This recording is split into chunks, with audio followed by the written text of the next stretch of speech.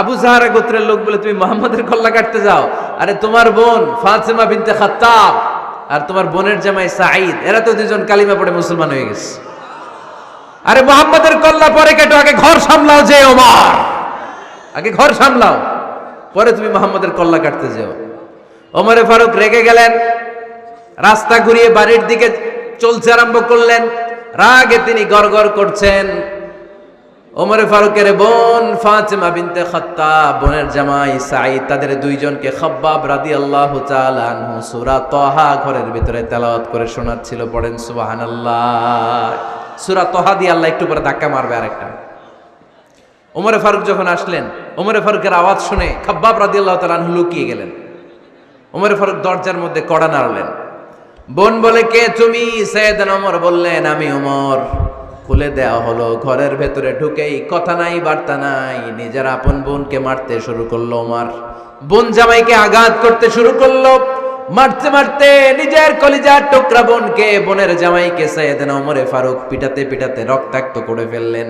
গা দিয়ে ফিনকি বের হয়ে যখন রক্ত বের হয়, সাইয়েদনা ওমরে ফারুকের দিলের মধ্যে মায়া তৈরি হয়ে যায়।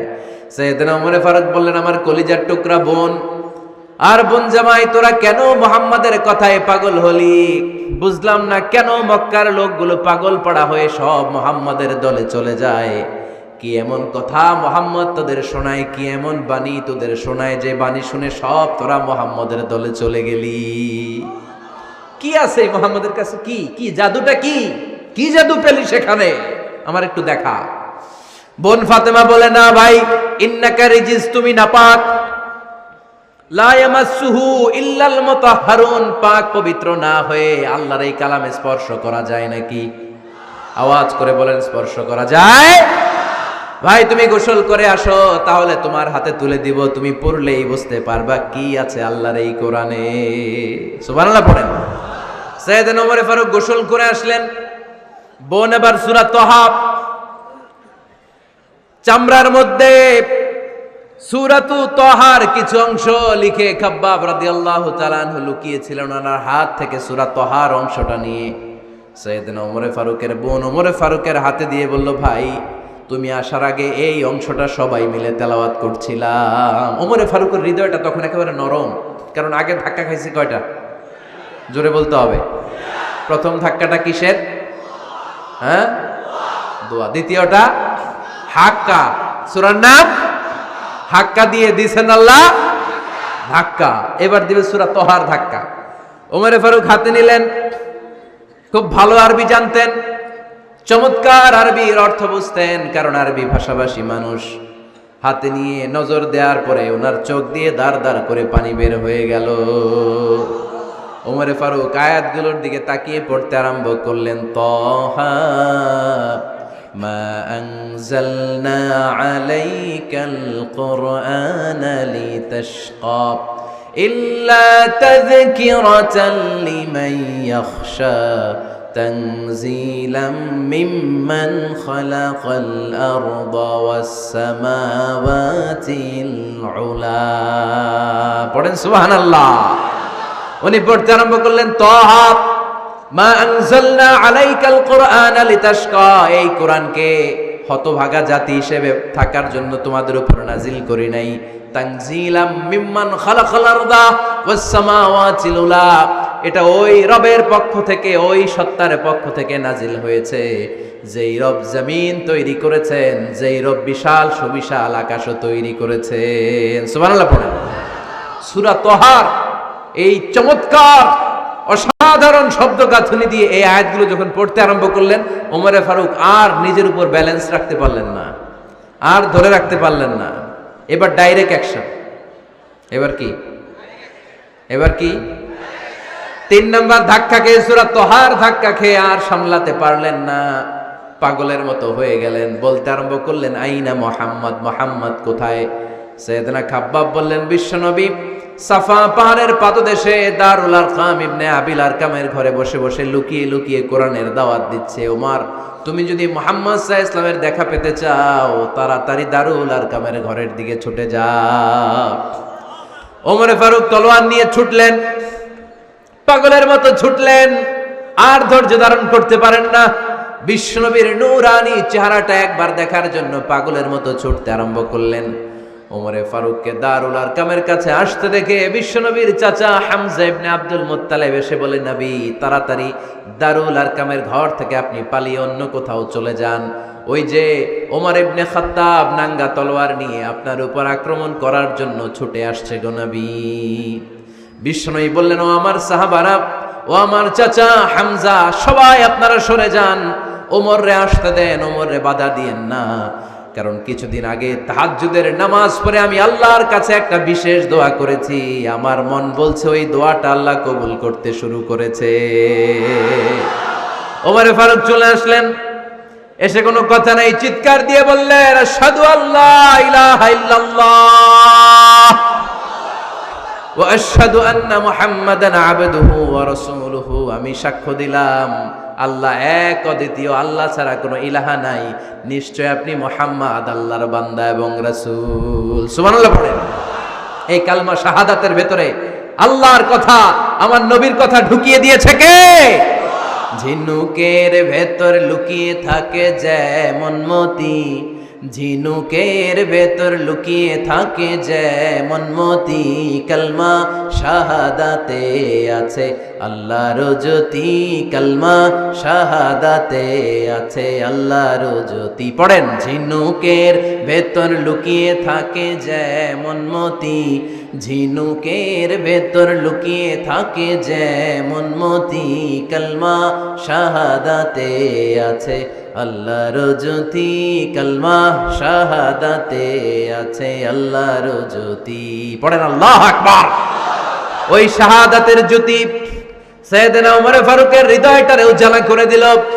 দুনিয়ার সব ভয়কে পেছনে ফেলে এক আল্লাহর ভয়কে অন্তরে ধারণ করে আওয়াজ করে পড়লেন, আশহাদু আল্লা ইলাহা ইল্লাল্লাহু ওয়াহদাহু লা শারীকা লা ওয়া আশহাদু আন্না মুহাম্মাদান আবদুহু ওয়া রাসূলুহু। পড়েন সুবহানাল্লাহ। তিনটা ধাক্কা।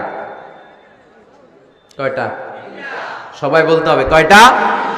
প্রথম ধাক্কাটা দোয়া, দ্বিতীয় ধাক্কা হাক্কা, তৃতীয় ধাক্কা সূরা তাহা। তিনটা ধাক্কার মাধ্যমে সাইয়েদনা ওমর ফারুককে মুসলমানদের লিডার বানায় দিল কে? ওমর ফারুক কালিমা পড়ে মুসলমান হয়ে গেছে। নও মুসলিম সাহাবাদের মধ্যে আনন্দের বন্যা বয়ে গেল। বিশ্বনবী খুশি হয়ে গেলেন, আল্লাহ শুকরিয়া করলেন, আল্লাহ তুমি আমার দোয়া ফিরিয়ে দাও নাই, আমি বলেছি দুজনের একজনকে চাই, তুমি ওমরে ফারুককে দান করেছো। পড়েন আলহামদুলিল্লাহ। এবার ওমরে ফারুক বিশ্বনবীর প্রশ্ন করলেন, নবী আলাসনা আলাল হক, আমি প্রশ্ন করি উত্তর দেন, আমরা কি সত্যের উপর নাই? বিশ্বনবী বললেন, বালা ওমর, আমরা এই সত্যের উপরে আছি। আমাদের কোরআন কি সত্য নয়? বিশ্বনবী বললেন, কোরআনও সত্য। আমাদের রব আল্লাহ কি সত্য নন? বিশ্বনবী বললেন, সত্য। ওমরে ফারুক বললেন, তাহলে ফিমাল ইখতিফা, তাহলে লুকিয়ে লুকিয়ে আর গোপনে দাওয়াতি কাজ কেন? আপনি সত্য নবী, কোরআন সত্য কিতাব, আমার রব আল্লাহ সত্য, আর আমি ওমর কালিমা পড়ে মুসলমান হয়ে গিয়েছি, তাহলে ফিমাল ইখতিফা, আর লুকিয়ে লুকিয়ে কোরআনের দাওয়াত দিবেন কেন? বের হন, মক্কার শহরের মাঝখানে চলে আসেন, চিৎকার করে আমরা আল্লাহর নামের ঘোষণা দেব। বিশ্বনবী বললেন, না ওমর,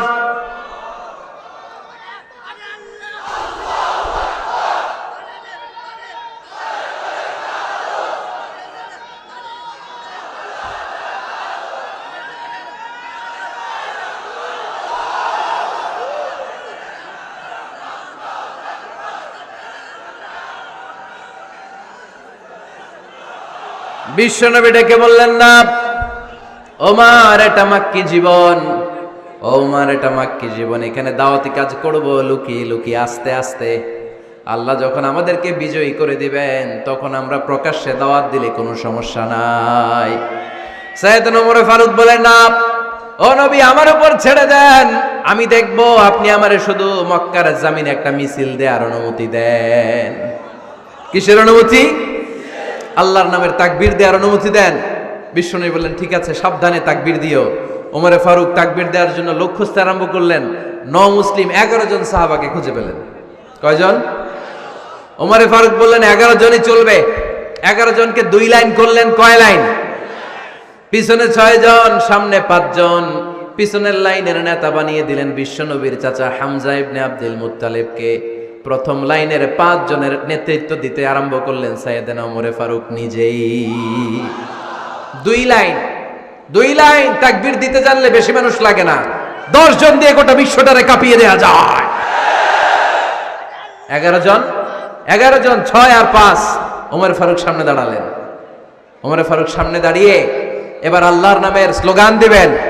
ওমর ফারুক বলেন, আমরা খুব লম্বা চূড়া স্লোগান দিব না, খুব ছোট্ট, দারুল আরকামের ঘর থেকে কাবা ঘর পর্যন্ত, বাইতুল্লাহ পর্যন্ত এতটুকু জায়গা আমরা তাকবীর দিতে দিতে সামনের দিকে এগোবো, পৃথিবীর কোনো শক্তি আমাদেরকে থামায় দিতে পারবে না।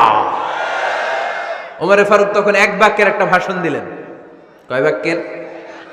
ওমর ফারুক সামনে দাঁড়িয়ে বললেন, মান আরাদান তাসকুলা উম্মু ইয়া জামা ওয়ালাদু তারমিলা যাওজাতুহু ফালিয়াসুদ্দানি। কে আছো? মান আরাদান তাসকুলা উম্মু, কে আছো মায়ের বুক খালি করতে চাও? ইয়া জামা ওয়ালাদু, কে আছো বাচ্চাগুলারে সন্তানগুলারে ইয়াতিম বানাতে চাও? তারমিলা যাওজাতুহু, কার এত বড় বুকের পাটা আছে দেখি, কে আছো স্ত্রীকে বিধবা বানাতে চাও? বুকের পাটা থাকলে আমি ওমরে থামাও, যদি সাহস থাকে আমি ওমরের মিছিল থামাও। ওমর ফারুক শুরু করলেন, আল্লাহু আকবার, আল্লাহু আকবার, আল্লাহু আকবার। স্লোগান দিতে দিতে সাইয়েদনা ওমর ফারুক কাবার গিলাফ যে স্পর্শ করলেন, ওমর ফারুকের এই স্লোগান কেউ থামাতে পারে নাই। কিয়ামত পর্যন্ত এই আল্লাহর নামের স্লোগান কেউ থামাতে পারবে না। চিল্লায় বলো ঠিক কিনা?